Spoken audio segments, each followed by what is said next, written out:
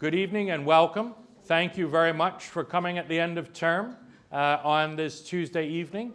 We're very lucky today to be joined by David Rennie, who is the Economist Bureau Chief in Beijing. He's previously also served as Economist Bureau Chief in Beijing, or as correspondent in Beijing in the very late 1990s, early 2000s. He's also been a correspondent in Washington, Brussels, and Sydney, as well as reporting from London for The Economist, and earlier, I think, also The Telegraph. And even earlier than that, he's also an alumnus of this university from Keyes College. And today he's going to talk to us about China's ambitions on the world stage. And so please welcome David Rennie.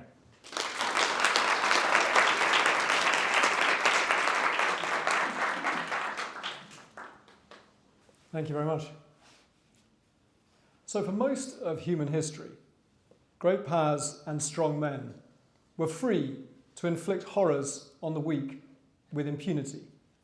But for the past 8 decades, all but a very few rogue states have aspired or paid lip service to a different world order. And that order was founded in revulsion at the industrialized, racially justified savagery of the Second World War. It was born in 1945, a year when never again had exceptional, perhaps unique power as a rallying cry. And scholars and diplomats gathered in Geneva, New York, and other places and drew up conventions that defined certain unpardonable crimes against humanity and sought to impose costs on those who committed them. They recalled the economic crises and the human miseries that had paved the way to war. Think of the wheelbarrows filled with Reichsmarks as pre-war Germany slid into hyperinflation. And the framers of that order built the United Nations and other institutions, the Bretton Woods institutions, to promote cooperation, trade, and economic development. And the winners of the war framed this order, and they were led in this endeavour by America, which in that moment, it's worth recalling, was a nation of astounding economic strength. While much of the world had been reduced to rubble, the United States controlled more than half of all global manufacturing and held 2/3 of global gold reserves. And yet, in those founding arguments of this post-war order, America did not win every argument. From the start, tensions between respect for national sovereignty and the protection of individuals lurked and remained buried in the founding documents of this new order, whether it's the United Nations Charter or the Universal Declaration of Human Rights or other documents. From the start, in those first meetings, a bloc led by the Soviet Union argued for a different world order, one in which states had the right to repress free speech in the name of security, to outlaw political opposition parties, and to force millions of refugees back to their homelands in the communist bloc against their will.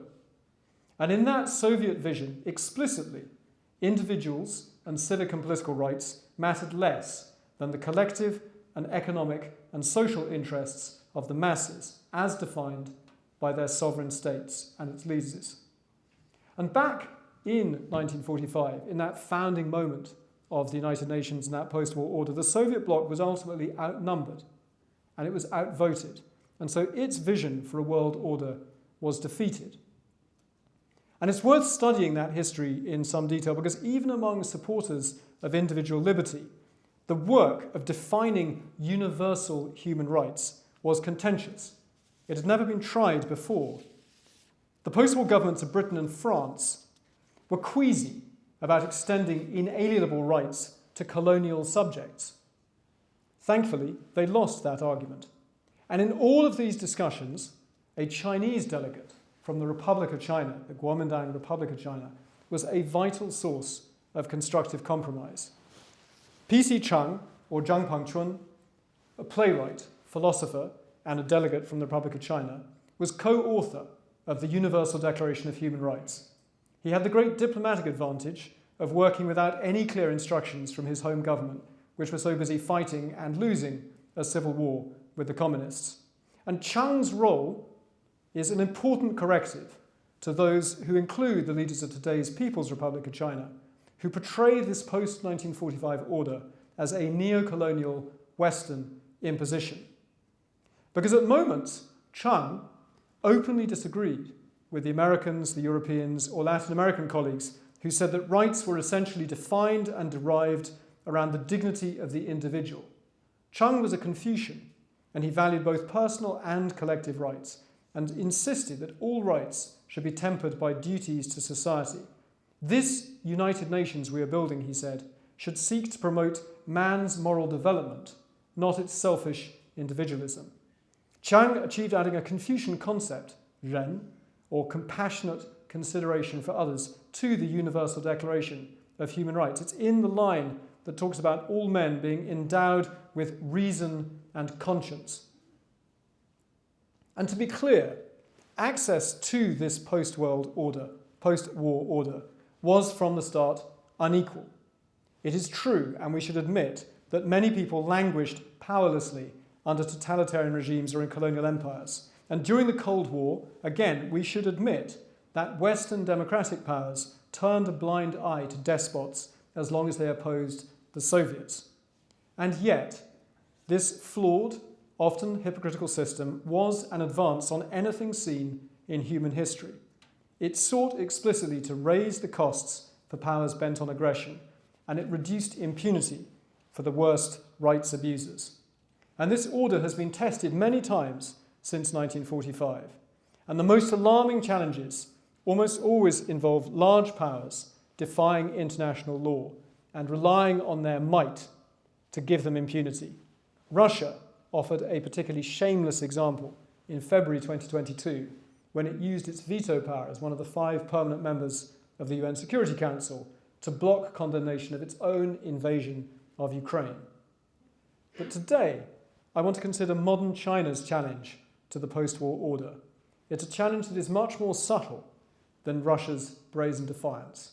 It has many reasonable arguments, or at least often reasonable sounding arguments, embedded in it.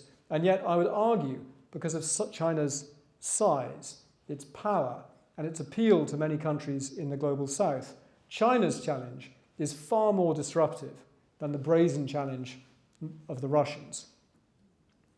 And it is beyond doubt that under Xi Jinping, China is working to reshape the world order. And it's working to reshape it from within. And I think I'll describe here that when its efforts meet resistance, it pushes not for new rules, but vaguer rules, whose enforcement can become a question of political bargaining. China's diplomats set immense store by language, often fairly arcane arguments about language, as they seek to redefine and to stretch and broaden key terms, such as democracy or human rights, so that China can claim that they apply to their own repressive form of government.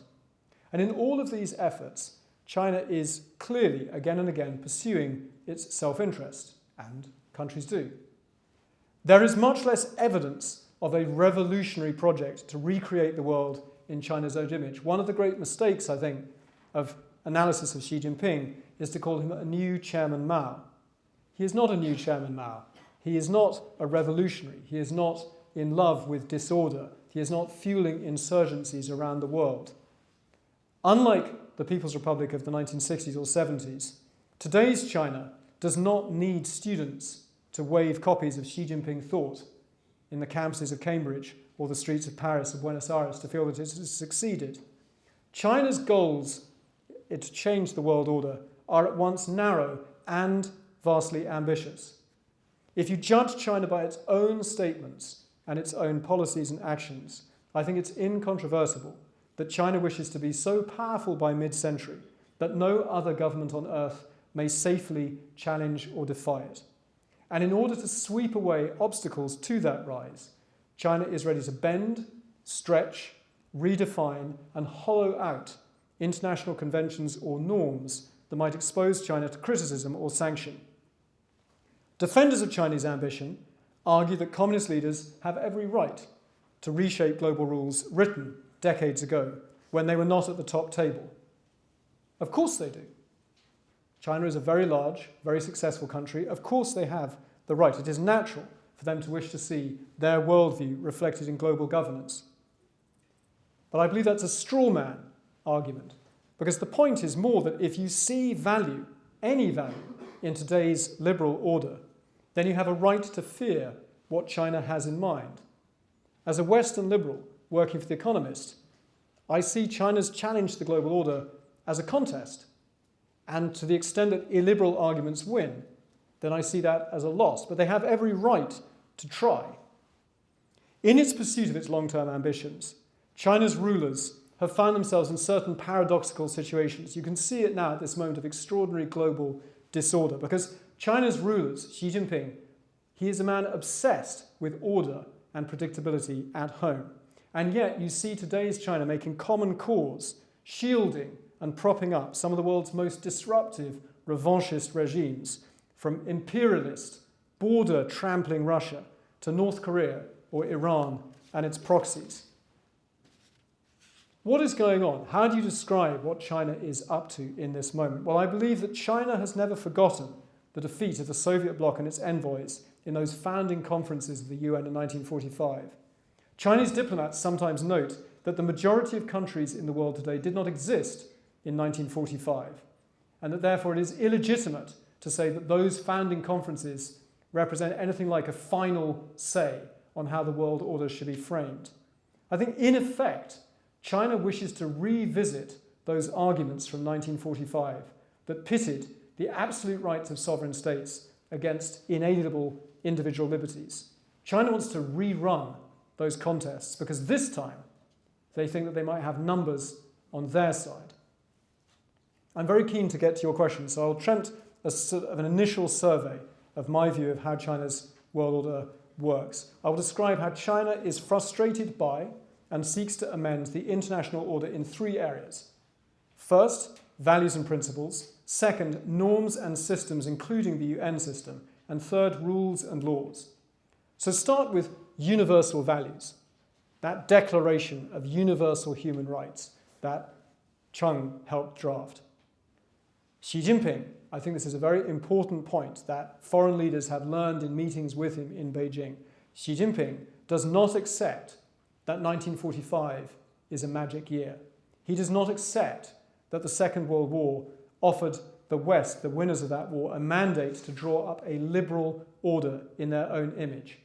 There was an extremely clarifying summit between China and EU leaders in April 2022, and the then president of the European Council, Charles Michel, explained why Europe was constantly talking about issues like Xinjiang. And he said, Europe's dark past, and above all the Holocaust, obliges us to call out rights abuses of the worst sort when we see them, from China to Ukraine. And according to a confidential readout that was shared with EU ambassadors and with me, Mr. Xi retorted, no, the Chinese have even stronger memories of suffering at the hands of colonial powers. He cited the treaties that forced China to open its markets, to cede its territory in the 19th and 20th centuries. He cited racist bylaws, the signs in parks in Shanghai and other cities banning Chinese and dogs. He recalled the massacre of civilians at Nanjing by Japanese invaders in 1937. And Mr. Xi told his European visitors, those acts of aggression leave the Chinese with very strong feelings about human rights and about foreigners employing double standards to criticize other countries. And the West would be very foolish to dismiss the power of that rhetoric. Many developing countries in Africa, in Latin America, in Asia see nothing magic about the year 1945 and have limited nostalgia for a time when the West dominated rulemaking. China is ready to lead those countries and to offer them alternatives. Since Vladimir Putin invaded Ukraine more than 2 years ago, Chinese leaders have claimed to be neutral, and they mouth pieties about upholding the basic values of the UN Charter, including territorial integrity. But theirs is a pro-Russian pseudo-neutrality that time and again blames America and NATO for starting the war and for now continuing to fuel the war by delivering weapons for profit. The dealers of death are profiting from this war. The foreign minister itself says that. Since the war began, China has also seen an opportunity to align itself with those in the global south who express impatience with the attention paid in the West to Ukraine's invasion. We've heard African leaders, among others, accuse Americans and Europeans of disgraceful double standards for seeming to care so much about Ukrainian towns being bombed, or Ukrainian children being killed, or Ukrainian refugees who are welcomed into the homes of people in Britain and elsewhere in the West, when refugees and children from Africa are not welcome on our shores. China hears those frustrations and is determined to take advantage of them. A scholar from China's national security establishment, very well-known scholar, said to me, "We never knew that the rest of the world would be so indifferent to this war in Ukraine. This is a tremendous blow to Western centrality to the world order." The terrible conflict in Gaza is a still greater opportunity for China. Chinese officials and state media call America isolated, a warmonger. They condemn it when it vetoes UN resolutions calling for an immediate ceasefire in Gaza. And to be fair, China has a long and sincere history of supporting Palestinian statehood going back to the Mao era. But it also right now sees a chance to discredit America, the one country with the strength and the intention to slow or limit China's rise. And notably, Chinese officials and scholars deride the argument that President Joe Biden might be hugging Israel close in order to retain some leverage over the government of Benjamin Netanyahu. Instead, entirely selfish motives are assigned to him. Wu Seke, China's former special envoy to the Middle East, is one of countless Chinese voices to flirt with, in some cases, overt anti-Semitism when he says, "We all know that Mr. Biden only backs Israel because he faces an election this year and fears the influence of Jewish Americans in American politics." In recent years, we have seen Xi Jinping roll out a series of slogans and initiatives which describe his vision for a different world order. He calls for a community of shared future for mankind. There's a global security initiative, a global development initiative, a global civilization initiative, among others. These are all coded complaints. They are a rejection of aspects of the order that he considers unacceptably Western and liberal. So a community of shared future is another way of saying development first, economic development first, and rejecting an order based on shared values. The Global Security Initiative is in part an attack on alliances, defense and security alliances like NATO, or America's alliances with Japan or South Korea or others in Asia. And it's a jargon-filled document, but it says that peace requires all nations to recognize that security is indivisible. And that is essentially a recycling of old Soviet arguments from the Cold War. China's permanent representative to the United Nations, Zhang Juan, has chided countries that erect their own security fence at the doorstep of others, forgetting that security is indivisible. In the Cold War, when the Soviets made those arguments, what they were saying was that NATO enlargement, American missile defenses, American nuclear posture that would undermine Soviet deterrence and make the Soviets feel insecure meant that Europe could not be secure. And so when Russians talked of indivisible security, they meant that great powers must have a veto over their neighbours' security arrangements, that Russia, the Soviet Union, must have a veto in a European sphere of influence. And when Chinese diplomats charge, as they do time and again, that the cause of the Ukraine war is that the Europeans failed to heed Russia's legitimate security concerns and that the European security architecture was dangerously flawed, they are voicing those same arguments about the value of a sphere of influence and the unique privileges of a great power. Xi Jinping's Global Civilization Initiative builds on his argument about Chinese exceptionalism, that China's growing strength and prosperity are proof that, in his phrase, modernization does not equal westernization. And that's a reasonable observation. Who is to say that only the Western path is the only path to modernization? But the problem is that you then hear Chinese officials, both in public and in private, say that what this really means is that Western governments that fuss about multi-party elections or an independent judiciary or free speech are behaving like arrogant, racist missionaries, as if they are telling faraway peoples which God to worship. I've heard that exact analogy used by a senior Chinese official in private to me. That very term civilization is no accident.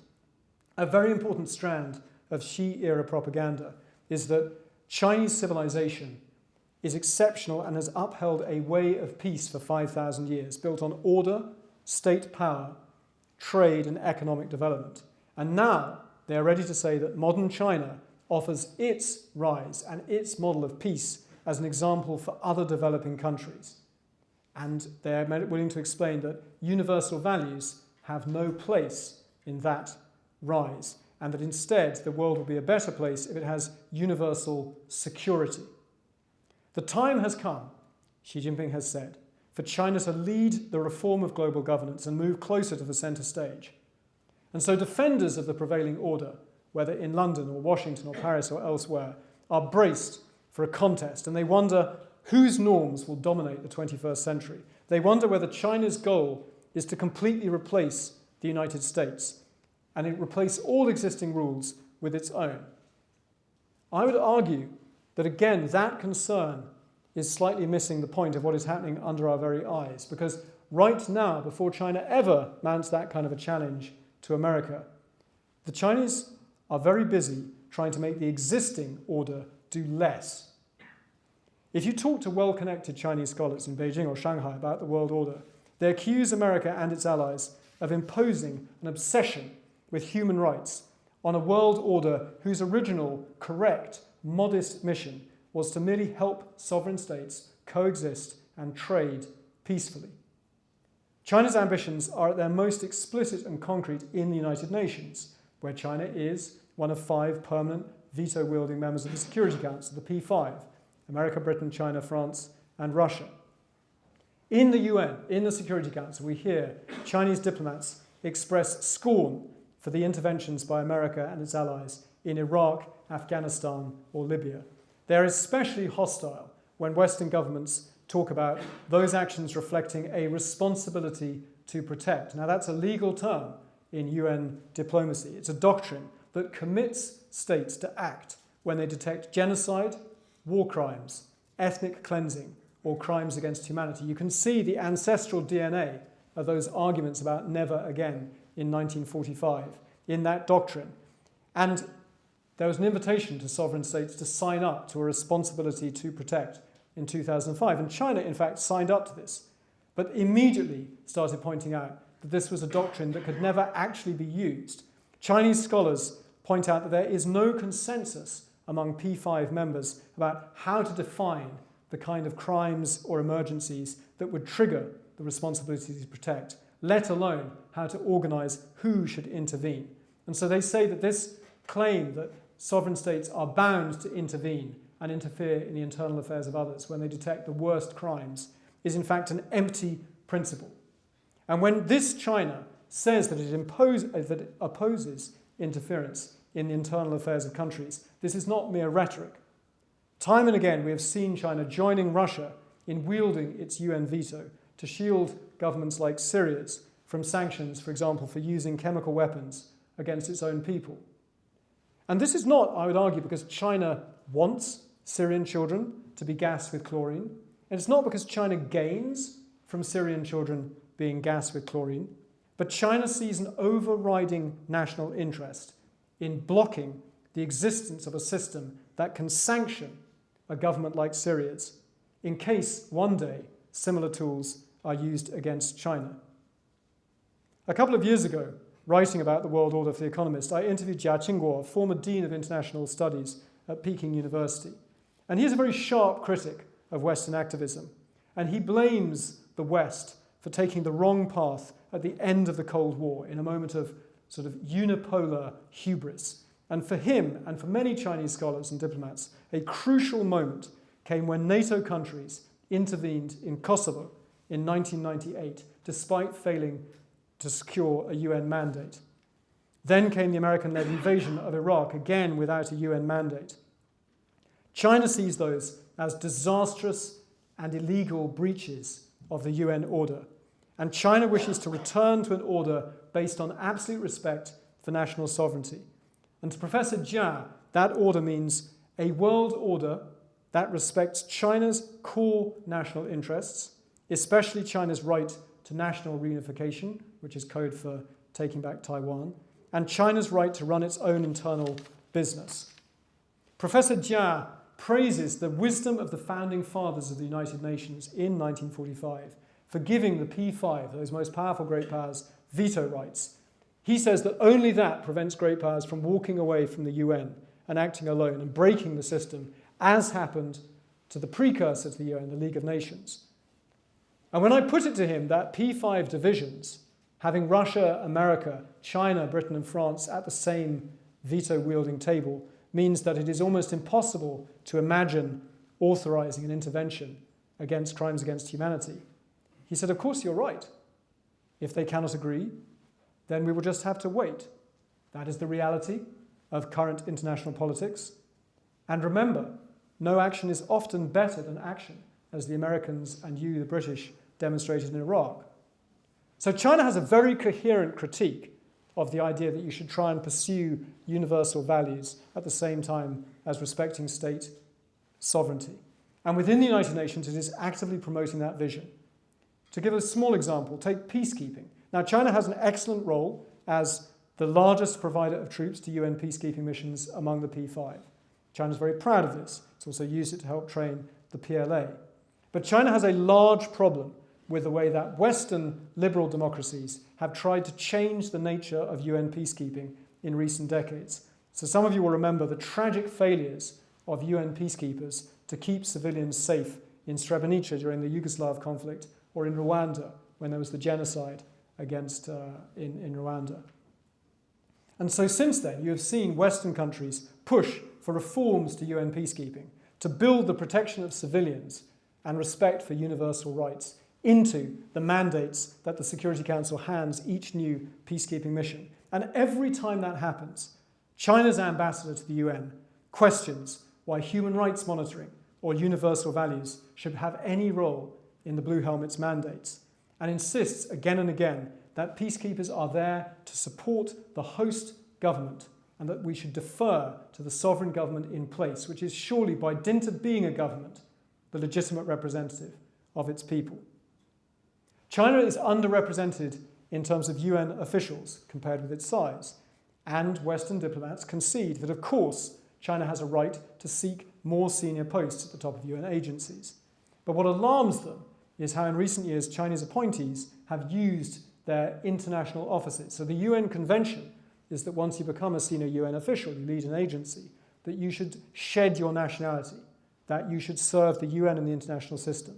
But there is great suspicion that China, more than any other great power, is stretching that kind of idea to its limits. In 2022, after the Ukraine invasion, there was a leaked German diplomatic memo that directly accused the Chinese head of the UN Food and Agricultural Organization of downplaying the impact on global food security of Russia's invasion of Ukraine, a giant grain producer. And their charge was that China had decided to shield Vladimir Putin from criticism in the UN and therefore overruled FAO officials within his own system for political reasons. Take the Belt and Road Initiative, a vast global infrastructure scheme. It's seen China build dams, bridges, ports, and more on 4 continents. And many of those dams and bridges and roads were badly needed. And we should thank China for putting money into global South countries where others were not. And we saw some years ago a very common Western complaint about debt trap diplomacy, which is essentially an allegation that China lures poor countries deliberately into taking on unpayable debts so that China can then grab specific assets. And I think there's now a consensus among most China analysts that those accusations are just not founded on much evidence. There's really one major data point that people cite, which was a loss-making port in Sri Lanka, Hambantota, which did pass into Chinese hands. But there's no evidence that China actually intended to own this port because it's a loss-making port that makes no sense. I think a fairer claim, which you do hear from people who've been involved in, for example, debt negotiations over some of the most indebted countries in the world, say with the Paris Club or through the IMF, is that China is an exceptionally self-interested lender and builder, that it drives a very hard bargain, that the vast majority of China's projects under the Belt and Road involve loans at commercial rates, and that the contracts very often involve secret clauses that give Chinese lenders a priority claim to revenues. Now, with China's growth slowing and capital harder to find, and many BRI projects mired in very severe debt, we see a big shift in emphasis. And that's why this BRI passage is in my bit about values, because there's now much less emphasis on billion-dollar loans and pouring concrete, and now a retooling of the Belt and Road to promote Chinese norms and technical standards. An idea that China, again, is this exceptional civilization, and that the Belt and Road is an example of how China's pragmatism and focus on economic development makes it a uniquely benevolent power for the 21st century. So at the third Belt and Road Forum in October last year, Xi Jinping addressed foreign dignitaries in the Great Hall of the People. And he told them that his country is a peace-loving giant, guided by the centuries-old spirit of the Silk Road. And in his telling, this is not a charitable impulse. And you shouldn't trust China because it is a source of charity.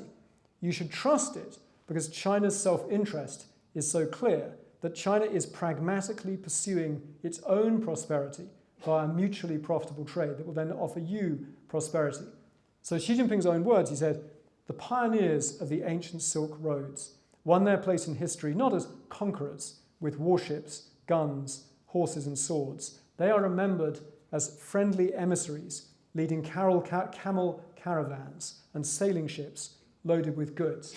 So you hear the claim there that you should trust China precisely because China is so overtly self-interested and interested in business alone. Nonetheless, there are envoys in Beijing who see this as an attempt by China under Xi Jinping to rebuild the Chaguan, the ancient worldview with China at the center in a tributary system where Asian kingdoms or tribal states paid obeisance to Chinese emperors in return for trading rights and other benefits. But Chinese scholars caution against taking a very literal interpretation of history, pretending that Xi Jinping imagines he's just another emperor. So Wu Xinbo of Fudan told me the tributary system would be very difficult to revive. It was so Sinocentric and hierarchical. Now, he says, you should understand that China is guided by another equally ancient principle, He Arbutong, or a quest for harmonious relations with countries that share very different cultures. He says China offers countries mutually beneficial trade and exchanges, and in return, all we ask is that no country challenges our core interests, such as our stance on Taiwan or our one-party political system. China makes similar normative claims for its diplomacy in the Middle East. China's foreign policy chief, Wang Yi, says that his country's pragmatism makes China an ideal peacemaker.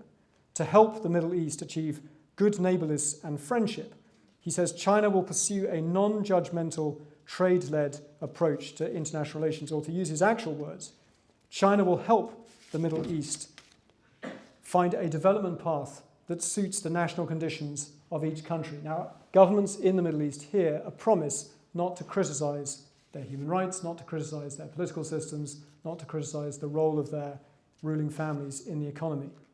In short, in this new world order, when you look at China's approach to values, they seek credit explicitly for having an absolute focus on interests and being indifferent to values. And in their telling, that refusal to judge is itself a precious peace-generating offer to the world. But strikingly, China is willing to be confrontational in the final area of my survey involving international rules and laws. The explanation, time and again, when China is in disputes with its neighbors or over international rules, is that China is guided by a very simple belief that winners write rules, and that the weaker power in any international negotiation will have a bad rule imposed on it. Consider China's territorial disputes with its neighbors in the South China Sea. If you've seen that map with the 9-, now 10- line, China claims 4/5 of the South China Sea, all the way down to the far south of that sea. And in recent weeks and months, you may have seen images of large, white-hulled Coast Guard Chinese ships harassing, water cannoning, and blocking small Filipino boats sent to resupply the Sierra Madre, which is a rusting old World War II troop carrier that was deliberately grounded by the Philippines on a disputed coral reef 20 years ago.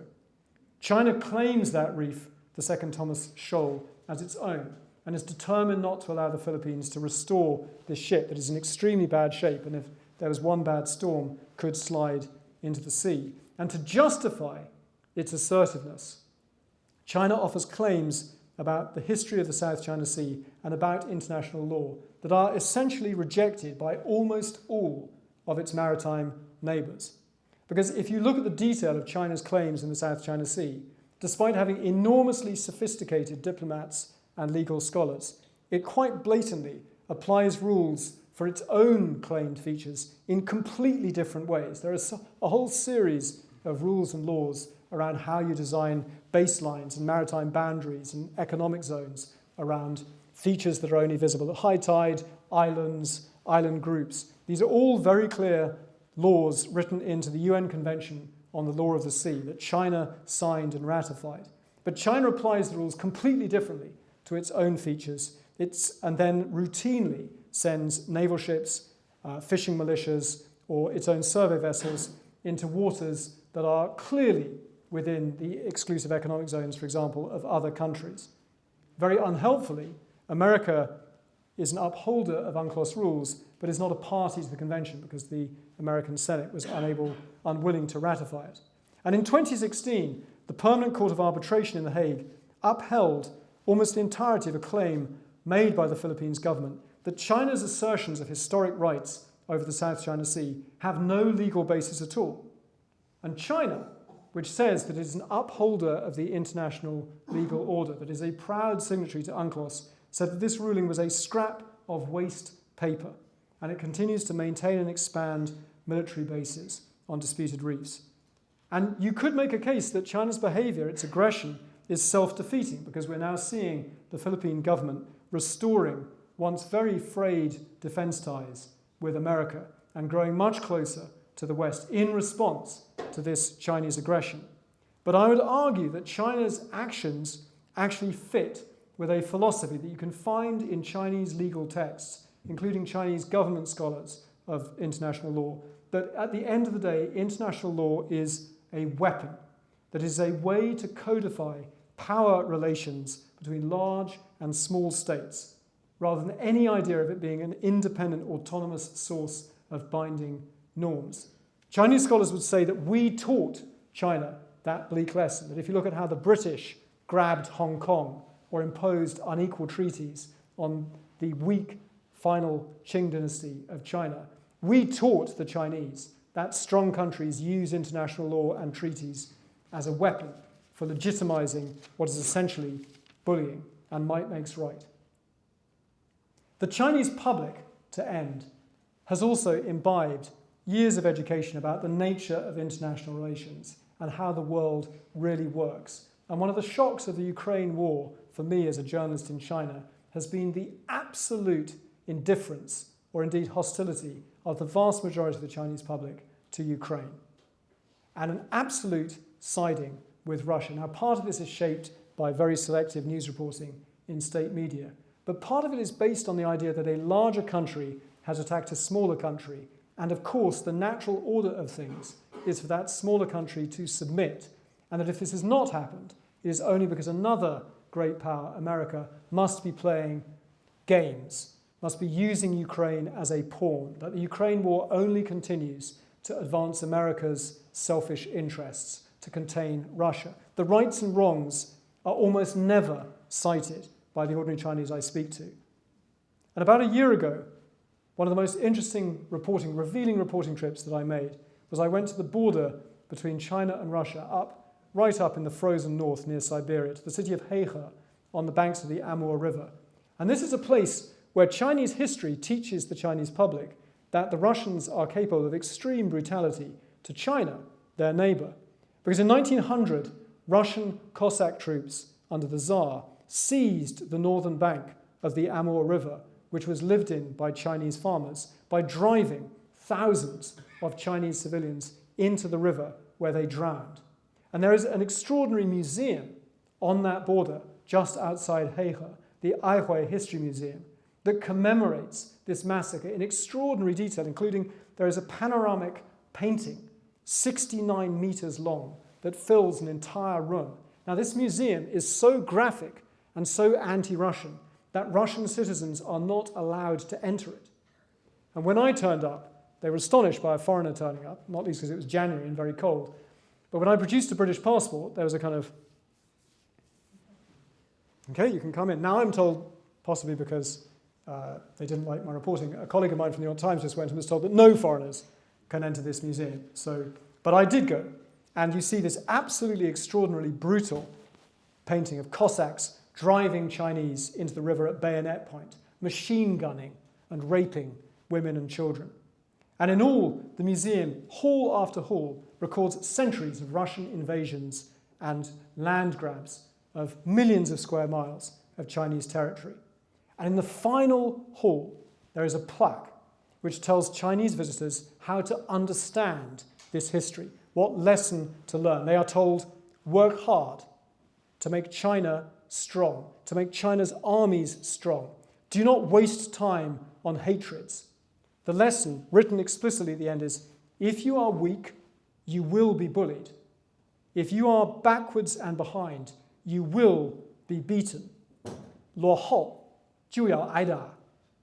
And locals in Heihe apply the same analysis to the war in Ukraine.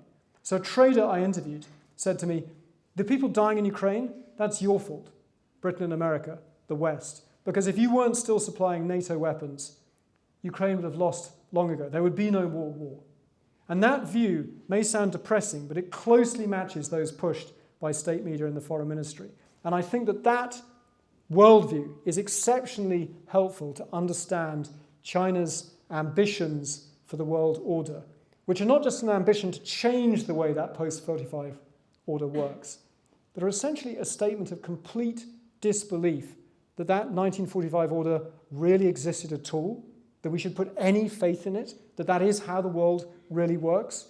Because again and again, when I talk to Chinese officials, Chinese scholars, Chinese diplomats, ordinary Chinese, they see a world of relative strength. The rights and wrongs of the invasion of Ukraine is not how you make peace. The weak shall accommodate the strong. Now, you could be a purist defender of the post-1945 order and say that this is an affront to the lessons of history. Never again. And China offers lots of reassuring words about defending the UN Charter, about standing for peace, defending territorial integrity. But I think we should focus instead that China blames Vladimir Putin's neighbors, Europe, the Americans, for failing to take into account his interests, for making him feel so insecure that he was, in China's foreign ministry's words, pushed into a corner with no choice but to defend himself. They want Europe to give Russia a veto over Europe's security architecture. Wang Yi said the very same thing at the Munich Security Conference. So what does this tell us about China's view of the 45 order? Well, that post-45 international compact was a conscious break with the past. And we should be very honest, if we wish to defend this order, that over the years, Britain and other leaders of that order, framers of that order, fell short, far short, of the purported noble aims. But that order at least aspired to end impunity for the worst acts and to impose costs for those who trample international law. And so Western critics would say that China's plans, for China's own reasons, to avoid any challenge to China's rise, is to take the world back essentially to a pre-1945 world, perhaps a more 19th century world, in which peace and security are secured by coldly calculating and balancing great power interests.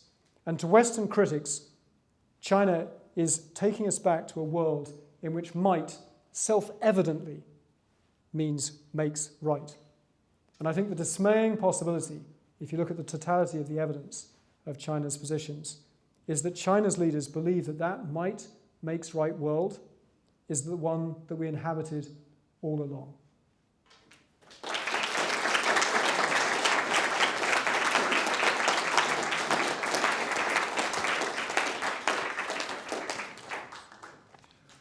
Okay, before we open up the floor fully, I just have a few small questions based on this excellent presentation that we've just heard.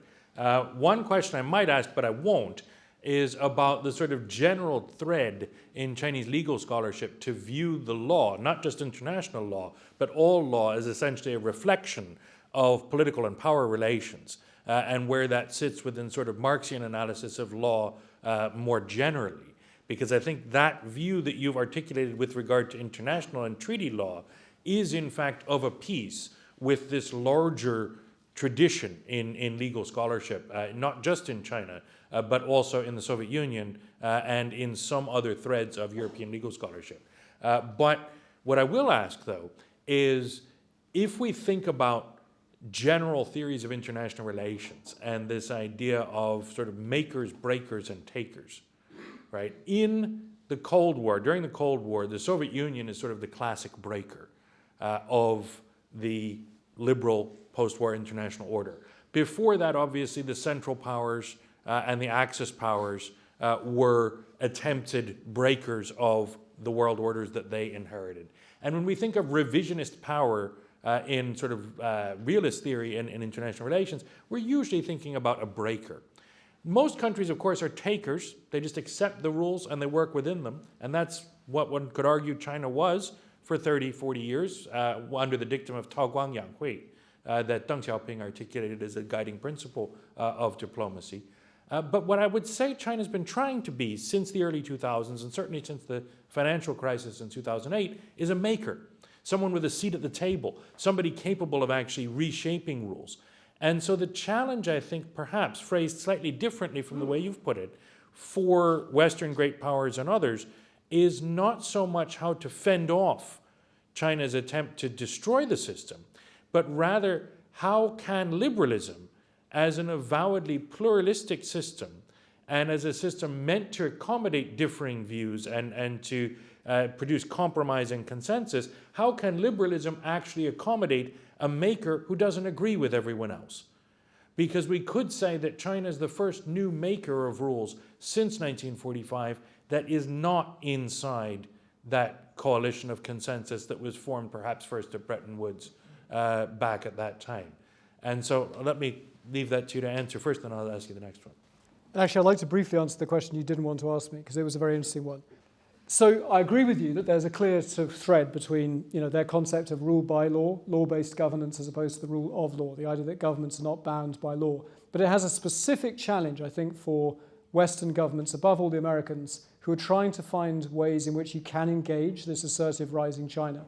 So if you think about the history of the Cold War, even at the worst nadir of relations between the Americans and the Soviets, there were moments when they came together and agreed things like nuclear weapons, kind of arms control, because they, the two sides in some ways, frightened themselves during the Cuban Missile Crisis, and then you saw these two absolute enemies coming together to agree some of the most important sort of rules of the road for, not blowing up the world.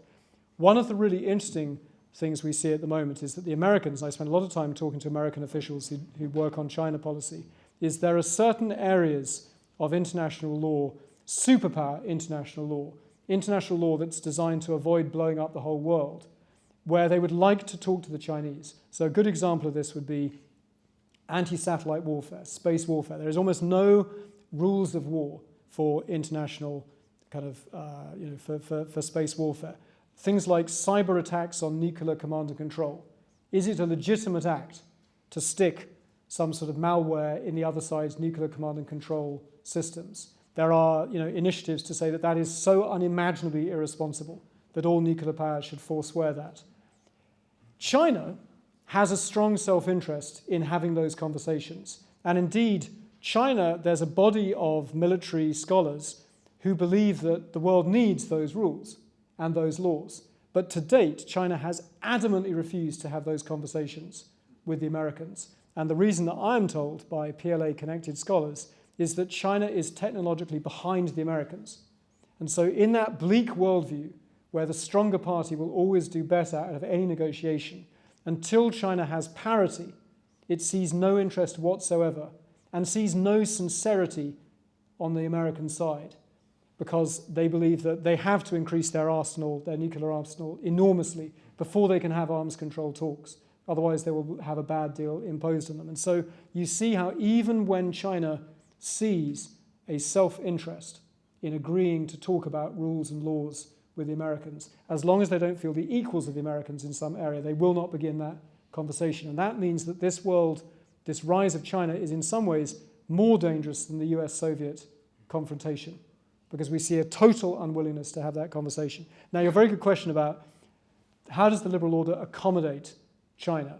It's an exceptionally important question, because when you talk to Chinese scholars about how this, particularly contest with America, ends well, there are two camps.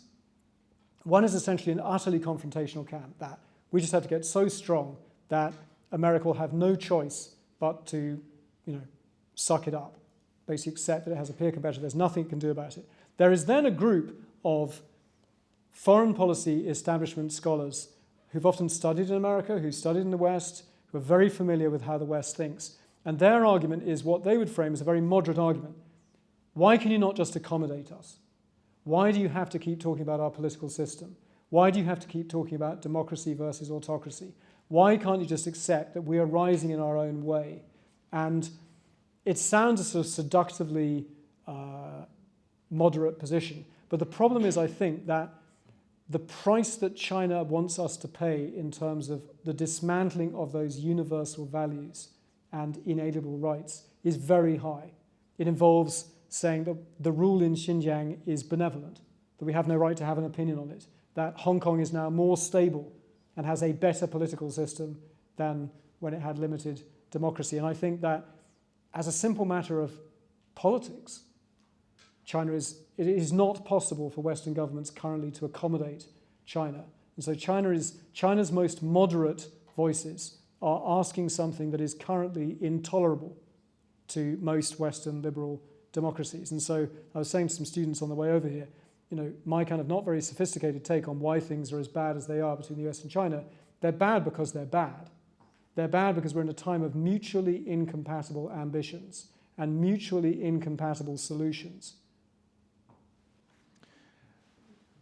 Okay, so I'm actually going to change up the order of things I was going to ask you and phrase next the question of the intellectual environment inside China and some of these scholars that you've alluded to, people like Jia Qingguo, as well as Yan Xuetong or Jin Canrong, a number of these leading sort of scholars of international relations, as you point out, many of whom did study, in fact, in the United States, not just in the West, who now are adopting all kinds of different positions.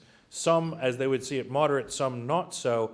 And what's really interesting to me is that they've sort of shifted places, right? So some of the people who now are taking the most moderate lines are people who drew the hardest lines 20 years ago, and vice versa, right? There's some people who used to be the biggest sort of moderates, you could say, who are now among the more extreme voices or anti-Western voices. So how would you explain that? What's changing in the sort of intellectual policy environment for intellectuals, or the intellectual environment for policy debates, such that all these scholars are doing this complicated dance around us? I mean, you're absolutely right. Some of the kind of, Jin Sanrong has now become this kind of fire-breathing nationalist kind of troll, really. Whereas Yan Xuetong is now saying, we've taught our young people such crazy levels of nationalism that it's impossible to have proper international relations studies. I think one way of potentially kind of sort of finding a way through this maze is that you have people who were ideologically drawn to admire quite a lot about the Americans, who went to America and thought that America had a lot going for it, who respected the sort of founding fathers and read the Federalist Papers. And many of them have had their hearts broken by modern America, particularly Donald Trump. And that has turned them, as people who were previously ideologically willing to give credit to America for certain things, into people whose disappointment has led them to be ideologically extremely scornful of the Americans. The other camp that you talk about, the people who've shifted to become more moderate in their kind of appeals for accommodation, I think that they are kind of foreign policy and security realists whose tactical pragmatism is that China has picked a fight too soon with an America that is still too strong, and that therefore China has a self-interest in calming things and in trying to lower the level of tension so that China can still secure some of the technologies and the advances that it needs and the know-how. But I mean, it's an extraordinary thing right now that, in my 6 years back in Beijing this time, I mean, I have to be incredibly careful about not kind of identifying these people, but there is a level of unhappiness and disquiet among foreign policy scholars and national security scholars, even sometimes Chinese officials, that they think that what is happening is a mistake. And they think that China has picked this fight too soon, that they're very resentful of America's stance towards China, but they are deeply concerned about the fights that China is picking with its neighbors in the South China Sea, with India. They can see China making grave kind of mistakes. And so they are desperate to find Western interlocutors who can sort of join them in trying to lower tensions. But the tragedy again and again, I think, is that it would work if Henry Kissinger were Secretary of State and or John Mearsheimer or, some ultra-realist, but it just doesn't work in today's politics, which leads to a very interesting question about, would those people like Trump back? And that's a fascinating divide, because there are definitely two camps, including, two smart scholars I spoke to. One said, he's exactly that, a security guy, comes out of the intelligence system, now more moderate, who said, it would be a Pyrrhic victory for China to want Trump back. Yes, he would destroy the West. Yes, he would make democracy look terrible. But we are still utterly economically dependent on an American-led and guaranteed trading order that Trump could destroy. Why would we wish that kind of victory on ourselves? It would be an empty, dangerous Pyrrhic victory. But a different scholar I spoke to, who's very connected to the security machine, said, of course we should want Trump to win. Why? Because Trump is not ideological. He doesn't care less about our political system. He doesn't care less about Taiwan or Hong Kong. He told Xi Jinping that locking up Uyghurs was the right thing to do. And in fact, an American diplomat told Xi Jinping that Britain would do well to do the same to its Muslims. So that Trump doesn't pose any normative threat to China. Trump is also not a warmonger. Trump is someone who talks about war, who talks about being the most militarist man alive, and who made, the fire and fury threats to North Korea. But he actually has a record of not being very interested in war. He's an isolationist, extremely cynical. And the final thing that appeals to China, almost most of all, is that Trump dislikes allies. And so the great prize for this scholar, and for I think others, is that a Trump second term, you could imagine all of the patient work of the Biden administration to restore ties with the South Koreans, to get the South Koreans and the Japanese to collaborate, to restore ties with the Philippines, all of that could be swept aside. That Trump doesn't like Taiwan as an ally. The argument that Taiwan is a friendly democratic ally, he says that Taiwan stole America's semiconductor industry. And so that divide that you describe, I think, plays out fascinatingly right now in terms of whether they want Trump back. And it's essentially how cynical you are. Do you take a kind of almost Russian breaker kind of model? The sooner the West breaks itself, the better, and we'll take the costs. And of course, the great game in Beijing is trying to guess what's in the head of the one person that really matters. And we don't know. That's a really interesting sort of thread to pursue further, I think, about views of Trump in China. And I think there's a tendency, though, in China as elsewhere, to read on to Trump what one either wants to see or really doesn't want to see, and then to make a judgment based on that. I'm not sure that these are really sort of cool-headed assessments based on clear predictions of what Trump actually will do or won't do. We'll see if how the election goes. Actually, in the U.S., it'll be interesting to sort of see how this plays out. The last question I'll pose before we open it fully up to the audience is about these initiatives essentially to get the international order to do less and less. And I agree that's going on, but some of this may be done from a position of weakness rather than a position of strength. And the reason I say that is because if one is strong enough to really sit at the table and rewrite the rules as one would like to see the rules written, then that's a stronger position than to be able only to say, well, we won't let the existing rules be implemented, or we won't allow the existing order to function particularly well. And I think we can see this in other areas too. I mean, you talked a lot about these global initiatives that were rolled out most spectacularly at the 20th Party Congress in late 2022. And these initiatives so far haven't really amounted to anything. There's a lot of rhetoric, but there isn't a lot of action or spending to back them up. And to the contrary, the One Belt, One Road initiative that lasted for 10 years before the 20th Party Congress had a lot of money behind it until it ran out, right? And so China's basically out of steam and out of resources to continue with these kind of grand or grandiose global agendas and development schemes, and now can only talk rather than actually act. So it's a very good question. I'll take it in two parts. So I think we should really focus, if there's one thing that I would kind of like people to take away, it's that we need to stop focusing on this straw man argument about does China want to replace America in kind of the entirety. China will settle for a kind of zombie world order that uses the same agencies, the same structures, the same language, but doesn't do as much, that is incapable of binding China. And so, China doesn't care in the Ukraine context who runs Donetsk or Luhansk. It has no dog in that fight. But for China, it is absolutely laser focused, and has been since the invasion of Ukraine, on this was a chance to delegitimize NATO and delegitimize American defense alliances and to delegitimize international sanctions and to blame those for rising food prices in Africa and rising fuel prices around the world, because China hates sanctions. And so you're right that in some ways China is a fascinating kind of power that can't decide whether it's a kind of free-riding, carping, heckling kind of critic of the international system, or whether it's a shaper, a maker of a new system. But I think it will settle for now with trying to delegitimize the things that could hurt China and to try and build a growing camp that is hostile to things like multilateral sanctions and sees them as, the cause of the world's miseries, to try and undermine the West. And China has the great advantage of being the kind of the catcher up, the kind of that is trying to overtake a status quo power. And I think you see this in area of policy after area of policy, that China's ambitions are most coherent and most explicit when they are criticizing America for being to blame for everything. But actually their constructive contribution is nowhere near kind of commensurate with the power that they claim for themselves. The Middle East is a fascinating example. I mean, not getting into the whole kind of Middle Eastern crisis, because that's another whole lecture and people who know more than I do.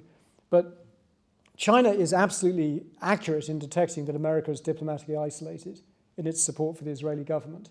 And it is correct that many of its partners in the global south are extremely pleased to hear China explicitly saying that the root cause of the problem is the failure to give Palestinians a state.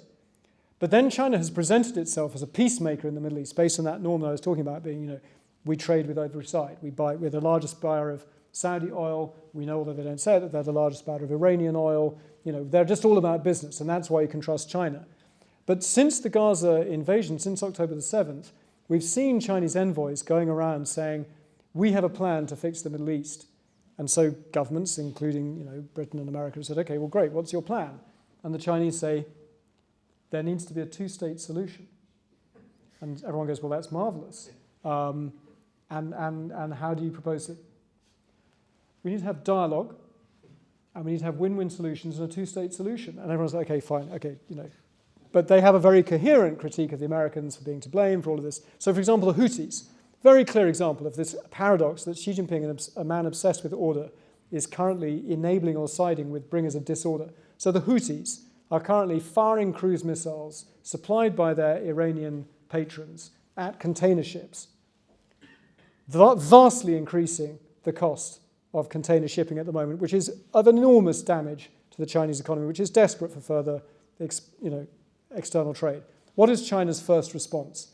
First response, the largest Chinese shipping company says that they will no longer do relay runs into Israel to pick up cargo from their base in Piraeus, and then start sailing with impunity past the Houthi missile emplacements. And so it was absolutely clear that the Chinese state-owned shipping company had cut a deal with the Houthis, that we will not carry Israeli goods. China has one of its only declared international military bases very close to where this is taking place, in Djibouti, where the Chinese PLA Navy has been sort of mounting anti-piracy patrols, doing good work, protecting international shipping. China has so far not lifted a finger to help shipping get past the Houthi choke point. China, in fact, some Chinese flagged ships have now had missiles fired at them. So China has a clear interest in this. I know for a fact that governments have said to the Chinese, you have influence with the Iranians. Why are you not telling them to rein in the Houthis? You are a major commercial shipping power. Your interests are being hurt here. But in public, what is China's only, to date, explicit action, as far as these Houthis are concerned, is to condemn America and Britain for launching airstrikes on the Houthis without a UN Security Council resolution. And it feels as if China is kind of the only, kind of China's comfort zone is to critique and to carp, but it doesn't actually yet know how to be a kind of player at that level. And so you're right that it's not only, I think, a sort of, it's a reflection of weakness, it's a reflection of China's kind of self-interest, and for the moment, it is still learning the game of being a great power. And its default instinct is to be a free rider and to be a critic and to seek another opportunity to kind of attack and carp at the West. But there is, I think, some impatience with the idea that China is kind of playing big country diplomacy when its diplomats don't yet have a kind of a good idea. Excellent. Let's open up the floor if there are questions from the audience. We've got one question here in the front. Just if you could wait for the microphone to come. So you spoke about how China's focus on interests and not values is a peace-generating offer. Has the CCP put anything forward, like a model for defining a country's interests, or how you might establish them with another country? Have we seen any of that play out at all? So we see kind of normative language certainly in these initiatives, where they say that part of their kind of non-interference in other countries is that we should allow other countries to decide on their interests. And so, clearly they have a preference for economic development. They have a kind of Marxist kind of hunch that all will be well if you only have economic development, and that essentially all solutions, lead ultimately to kind of raising prosperity and living standards. But they're not actually particularly prescriptive, and they try and make a virtue of not being prescriptive about what the correct interests are. And again, that's why it's wrong to say that China is going back to the Mao era. The Mao era wanted people to be Maoists, right? Xi Jinping does not need you to study Xi Jinping thought. He doesn't need people in Latin America to study Xi Jinping thought. And that has real-world consequences. So a fascinating question, I actually came up with some students earlier, is if you look at Chinese lending to governments in places like Argentina is a good example. There was a moment where it looked, because of China's overwhelming focus on the Venezuelan regime of Hugo Chavez, I think $37 billion in the hole so far and counting, which $37 billion China is not getting back anytime soon.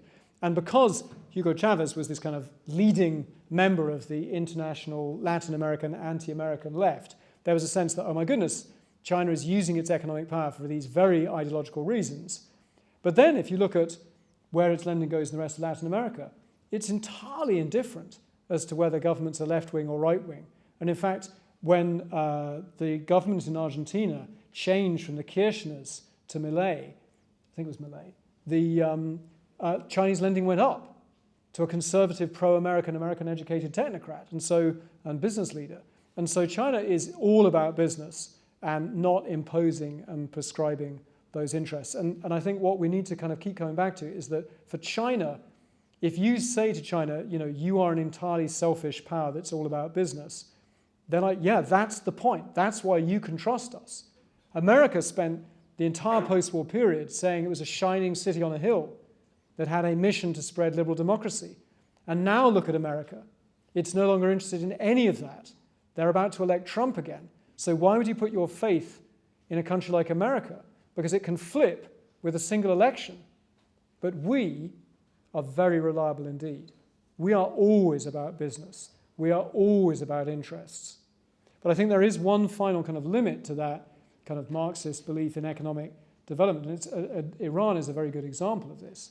I was talking to a diplomat in Beijing who knows Iran extremely well, who was saying that the Chinese had convinced themselves that the Iranians were, a little hairy, but they had a lot of oil, and that fundamentally Iran just needed to have the American sanctions lifted so that their economy could recover, and then Iran would become more kind of tractable. Because China believes that everyone is basically all about business in their way, and that China's diplomats had simply missed the extent to which today's Iran has completely radicalized and is no longer actually guided by a kind of calculated judgment about its self-interest. It is bent on a theocratic Shiite kind of arming of proxies around the world. I'm quoting a diplomat here who knows Iran very well.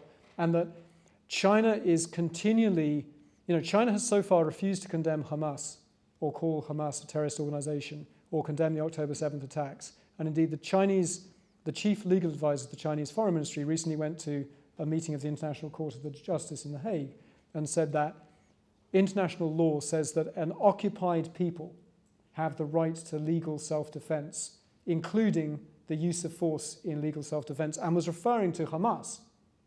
And so China, a country which demolishes mosques and jails imams for keeping the Ramadan fast, and describes Islam or radical Islam as a virus that must be extirpated from the body politic of Xinjiang, finds itself giving diplomatic and legal cover to Hamas and to the Iranians.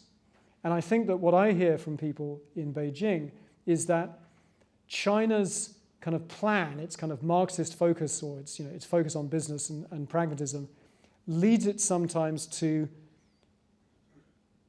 deal with the political entity that it wished it saw on the other side. So China wishes to believe that there is a kind of sovereign Palestinian actor and that Hamas is some part of that. You see tremendous focus on Chinese side between trying to make the Palestinian Authority and Hamas kind of reconcile and be a single political entity, because it doesn't suit China for the world to be so disorderly. It doesn't suit China for people to be not interested only in economic development. It doesn't suit China for the world to be so complicated, because China had this very simple sort of explanation for how the world works, a very bleak one, but a very simple one.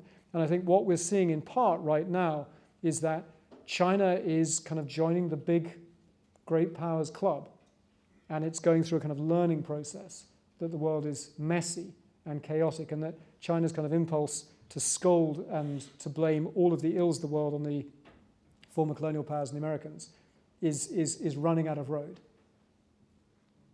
Great. We've got several other questions coming here first. I'll try and get short answers.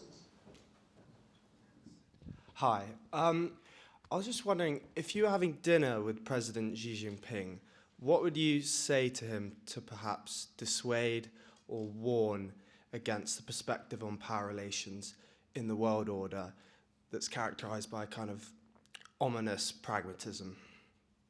So it's a very good question, and luckily I have a kind of fairly accurate answer for you, because I will never have dinner with Xi Jinping. But I have talked to people who have had dinner with Xi Jinping. And so there was a very interesting private dinner with a very small group of officials, I think in total half a dozen people, in a private room of a restaurant in Munich when Xi Jinping was visiting Germany. And Xi Jinping had a lot of time and respect for Angela Merkel. And I talked to Angela Merkel's chief foreign policy advisor for many years, who was later the UN ambassador, Christoph Herzgen. And we did a podcast about Xi Jinping a couple of years ago called The Prince, and I interviewed him for that. And he told us this story, that there was a dinner where Angela Merkel wanted to send a message to Xi Jinping, that she believed that he was misjudging his self-interest in the way that he was pursuing exactly what you described. And so Angela Merkel said to Xi Jinping, she said, in the European context, Germany is often the largest country at the table, and we could impose our will and pursue our own interests above all else. But our history makes other countries in Europe very wary of us, and we have a special historical responsibility and burden, sometimes that we don't pursue our own self-interests to the very end, because the forming of a European consensus is still more important. And that's the lesson that I draw from my own history. And she kind of presented this very obvious argument to Xi Jinping. And Xi Jinping said, I draw a different lesson from my history. The lesson I draw is that when we were accommodating, countries took advantage of us, and that we have to show strength or we will be bullied.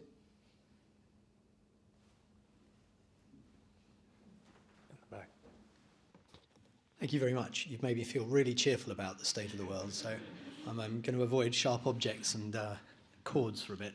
But my question is to go straight into that question about strength, because there seems to be a bit of a paradox here that Russia was forced to invade Ukraine because everyone was nasty to it. But actually, if Russia had been strong, no one would have been able to be nasty to it in the first place. So maybe you could delve into that paradox a bit more. But I think my question really goes into how does the EU respond to this? Because actually, if you are accommodating, from everything you've said, accommodating is seen as weakness. And the whole kind of de-risking but not decoupling is actually an attempt to accommodate a China that isn't prepared to accommodate.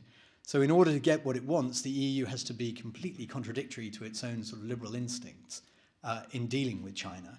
But you can't not deal with China. So there's a real kind of catch-22 in the middle of that. I wonder if you could just unpack that a bit for us. Yeah, so de-risking versus decoupling is a very interesting kind of statement. So this is, I'm sure you know, but we had this kind of argument, is the West trying to decouple from China? And of course it's not, because it can't, because one of the most important things to know about our relationship with China is that one of the reasons it's hard is that we have never in history had this degree of economic interdependence with a power that is so clearly a political adversary. So, at the height of the Cold War, the Soviet Union and the United States essentially did no trade at all. A bit of wheat, a bit of coal, some machines. But if you look at, say, the year 1987, total two-way trade between the US and the Soviet Union was $2 billion in 1 year. And until recently, China-US trade was running at $2 billion a day. So not at a year, a day. And Europe, actually, China is not quite as important a market for Europe as you might think, but it's still an enormously important market for, say, Germany and some others. And so because decoupling is so clearly a non-starter, we saw actually a perfectly sensible proposal put out by Ursula von der Leyen, the head of the European Commission, that essentially if you don't want to decouple, you have to let us de-risk. And what that's really saying is if we are going to continue remaining economically interwoven with a country that we believe is in some cases hostile to our interests, the only way to keep that going is through risk management. And so European leader after European leader has talked among themselves and tried to deliver the same message to Xi Jinping when they see him in Beijing. Because there's a very clear belief among foreign governments now that the Chinese system is so intolerant of internal debate that unless you can deliver a message to Xi Jinping's ears, the message will not be delivered. And so they spend a tremendous amount of time before any foreign leader visits Beijing, kind of aligning their messages, checking what the last person said, delivering the message that they want to deliver. And one of the key messages that the Europeans have been trying to deliver is, if you don't let us de-risk, then we will have to decouple in some sectors, and we don't want to. But I think the fundamental problem at the moment, and this is an answer to your question, is the Chinese see de-risking as ultimately a test of strength. China does not wish to be de-risked, and it does not believe that others will be able to, because China is too large and too important an economic market, is too woven into those supply chains. So what does that mean? So if you think of two areas of de-risking, the Europeans say very clearly that they do not wish to be dependent on China for core inputs that only can come from China. And part of that is a kind of pandemic lesson, that there were terrifying moments when not just kind of PPE, but also certain antibiotic precursors only come from fermenters in places like Inner Mongolia.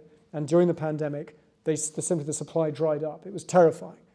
And so the West says, the Europeans say, we do not wish to be dependent on China for certain core inputs. They also say, we may not have the right to tell China how to run a place like Xinjiang, for example, but we do have a right to shield our own consumers from the products of forced labor in their own countries, in Germany and Britain. And therefore, if you wish us to buy anything that might have passed through Xinjiang, an enormous amount of the elements of almost all photovoltaic solar panels comes from polysilicon in Xinjiang, then you must let us audit the supply chain. You must let us find out whether there is forced labor in that supply chain. And to date, Xi Jinping's China has said no. Why? Well, Xi Jinping has given speeches in which he says that maintaining dependence on China for core inputs is a weapon. It's a powerful force of economic deterrence. At the same time, he says China must never be dependent on other countries for what he calls chokehold technologies. And so very explicitly, Xi Jinping says the game is to make other countries dependent on China, but to make sure China is not dependent on other countries. So that form of de-risking he rejects. The other form of de-risking, to choose only one, in terms of auditing supply chains, China locks up auditors who ask about forced labor. There are currently people in jail right now in China who were hired to investigate forced labor in Chinese supply chains. And no auditor will now touch forced labor in supply chains, which is why you're seeing, companies like Volkswagen and BASF, which had stubbornly hung out in Xinjiang largely for political reasons, now having to basically leave. And in terms of where this goes with European policy, one of the really fascinating developments we're seeing right now is with, for example, Chinese production of new electric vehicles. Now, The Economist had a cover the other day sort of showing this kind of wave of Chinese vehicles that are heading for particularly European markets, because American markets are so protected by tariffs. And we said, because we believe in free trade, that this is ultimately a good thing, that Europe needs to go green. These are cheap for a good reason. They are massively subsidized by the Chinese government. But The Economist's view is that if Chinese taxpayers want to subsidize green cars to make them cheap for British buyers, well, knock yourselves out. Good. It's a way to go green. But at a minimum, you can see that let us de-risk so we don't have to decouple. That argument of Europe, all of those kind of careful, rational attempts to manage this highly risky, unprecedented relationship with China. China is betting on its market power, basically making it impossible to do anything other than accommodate China. And so specifically on the question of new energy vehicles, these electric battery-powered cars, I think you can describe Europe's ambitions for dealing with China in this sphere as a triangle. One is preserve European manufacturing jobs. One is don't be dependent on China for core technologies. And the other is go green. And China is saying you can't have all three. You can either get cheap cars made in China, and that will destroy your manufacturing jobs in Europe, but you get to go green and they're cheap and they're good.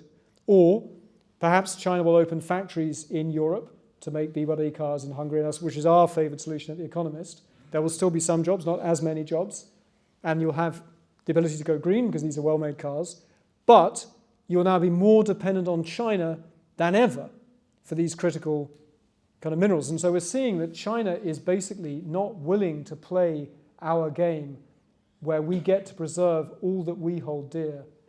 They're saying, no, you have to accommodate us. You have to drop your demands. You can no longer try and resist China's role in your economy. And the fascinating thing I think we're going to see over the next couple of years is that, I'm a geopolitics journalist, so I spend my time worrying about, dumb things that President Macron says about Taiwan, or, what governments are saying about, universal values. Actually, I suspect that the reality is that the next 2 or 3 years we're going to see enormous trade tensions, particularly and potentially a trade war, where if you're the president of France, you simply cannot allow Renault or Peugeot or one of the major car companies to go belly up because of Chinese competition. And at the moment, Europe is trying to have this investigation into subsidies, which is a slow legalistic process, which at the end may generate 10% tariffs. That's not going to stop the cars coming in. And so I think we're going to see Europe's commitment to the WTO rules, Europe's commitment to engagement with China in this kind of tripartite, partner, adversary, competitor.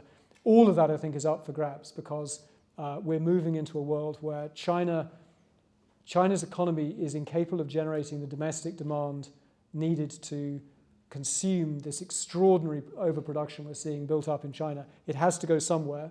It's not going to go to America, particularly if Trump is elected, and so it's going to end up in Europe, the last open market in the rich world, and that is going to be unbelievably disruptive. And so if I had to bet, we're going to be talking about European-China trade wars very soon. Got several more questions to come. Maybe let's just take 2 of them, and then we'll begin to wrap up. Hello.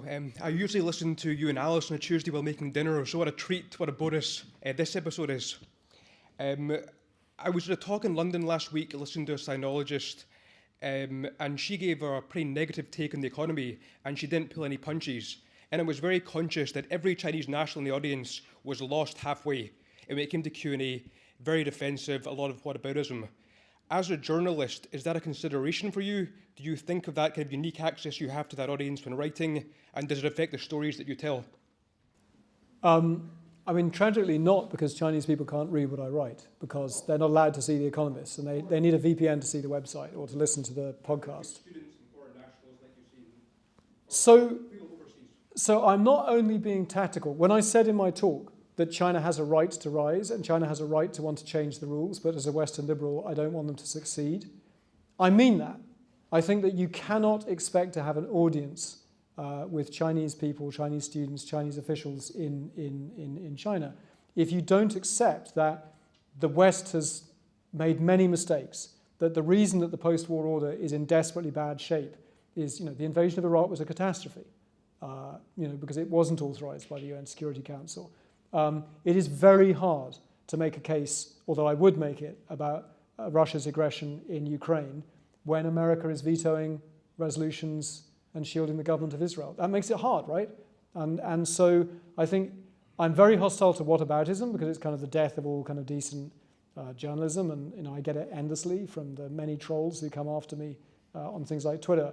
But I think if you don't concede that, I think that my fundamental role as a journalist still in China, and there are far too few foreign journalists still in China, and many fewer than there were when I arrived 6 years ago.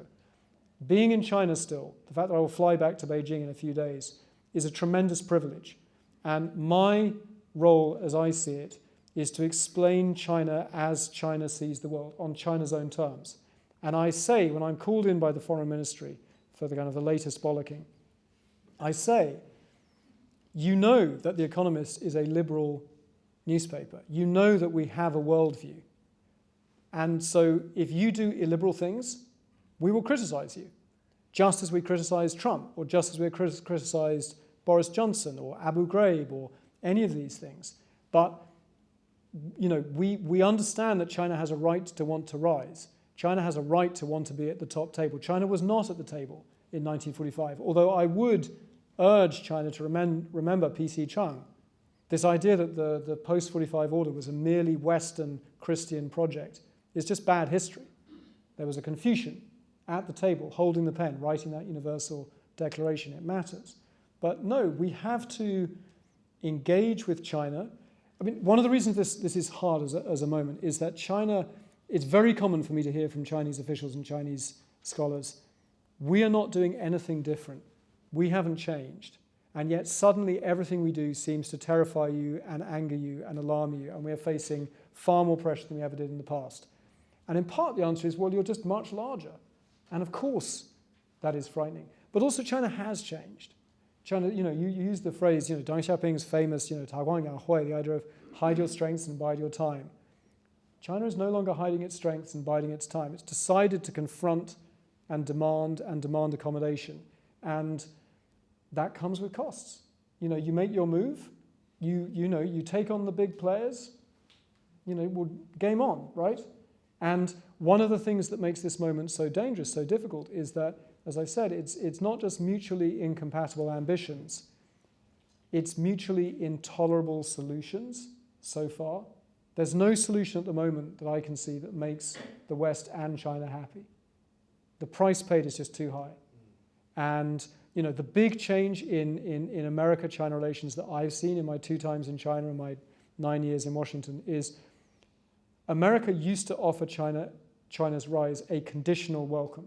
It's like an asterisk. As long as China doesn't directly threaten our core interests, our core values, the system, then we welcome you getting as large as you want and as prosperous as you want. Because America is now convinced that its permissiveness led to China taking advantage and becoming a threat to American primacy, particularly in the military sphere in Asia, using American technology and American money. The American government of Trump and now Biden is kind of done with that permissiveness. And so that conditional welcome for China's rise has now been joined by a selective welcome for China's rise. China can rise only so far in semiconductors. Only a certain number of nanometers is allowed. And we will seek to block you. So one of those scholars I talked about, who's a kind of now moderate, although thoroughly nationalist or patriotic, I would say, scholar, he said at a dinner I organized for my boss last year, he said, the problem we have with America's view of us right now is America seems to be willing to let us be a big, fat, neutered pussycat that makes kind of safe, unthreatening consumer goods. But we want to be a tiger, because of course we do. But China is having its fangs pulled one by one, the AI fang, the quantum fang, by an America that is not willing to let China rise. And guess what? Tigers don't want to be defanged. They don't want to be neutered. But when I talk to American officials who run China policy, they answer, as I said, why would we let American technology or American money help the PLA kill Americans? Why would we keep doing that? That's what we did in the past. That was wrong. And so the reason that this is such a very, very hard moment is that the Chinese are not wrong about the shift in American policy. And it's entirely understandable that they deeply, deeply resent what the Americans are doing. But the Americans are not wrong that China took advantage of American openness and permissiveness. And the Europeans are not wrong that they have the right to want to de-risk. But there's a major problem, which is China has no intention right now of allowing Europe to de-risk. So this is hard because it's hard. It's hard because there is no currently mutually tolerable solution to this moment. And we've never tried this in human history. You know, we didn't let the Soviet Union build our telephone systems, or, you know, no one wanted to buy Soviet-made cars in Europe or the UK. I mean, maybe some Lada enthusiasts, but it was a specialist taste.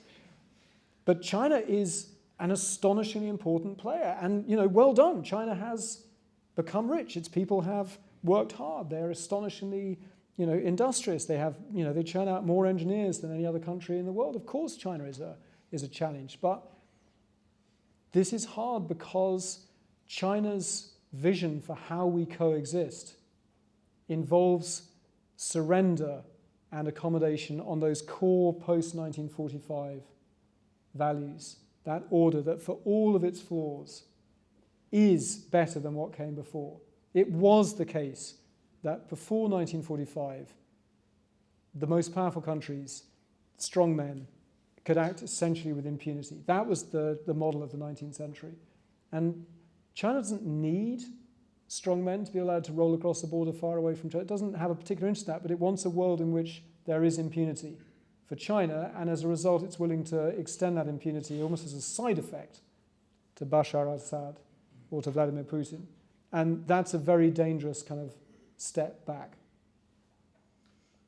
All right, with that, I think we'll probably draw it to a close. We have a reception that's due to start in the back. And so everyone is invited to come for a glass of wine and to continue the conversation there. Thank you very much, all of you, for coming. And thank you to David Rennie for a fabulous talk.